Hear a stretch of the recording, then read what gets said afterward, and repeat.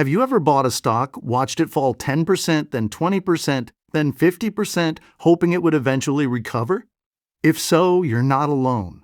Many investors lose money not because they choose bad companies, but because they refuse to cut their losses.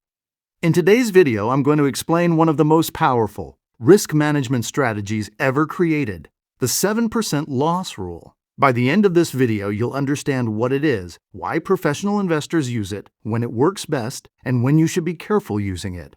Let's get started. The 7% loss rule is a simple investing principle.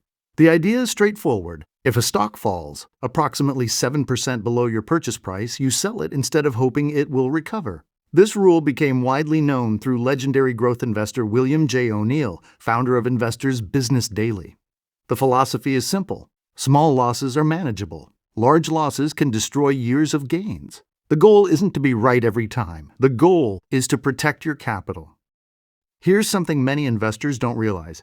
If you lose 10%, you need an 11% gain to recover. 20%, you need 25%. 30%, you need 43%. 50%, you need 100%. The bigger the loss becomes, the harder it is to get back to break even.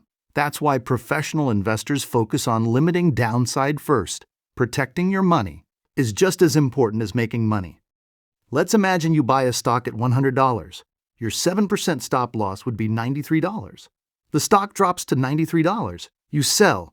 Your loss is only $7 per share. Now you still have most of your capital available for the next opportunity. Instead, you hold. The stock falls to $80, $70, $50. Now you're down 50%. To recover from that point, the stock must double. That's much harder than simply accepting a small loss and moving on. Human psychology works against us. We hate admitting we're wrong. Instead of selling, many investors think, it will come back. I'll wait a little longer. It's only temporary.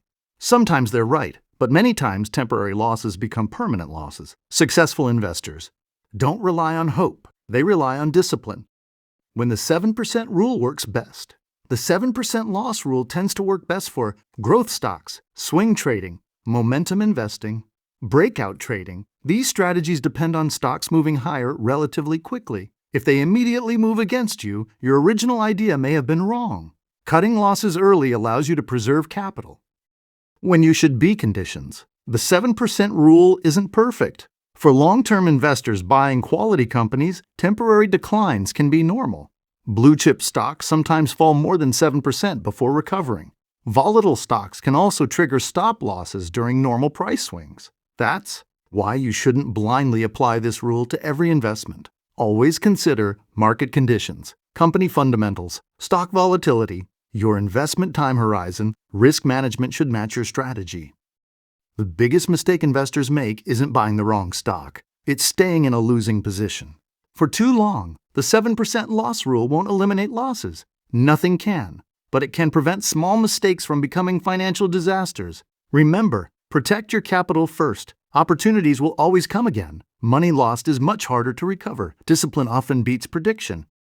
If you found this video helpful, don't forget to like, subscribe, and turn on notifications for more stock market analysis, technical analysis, fundamental investing insights, and the latest market news. Thanks for watching, and I'll see you in the next video.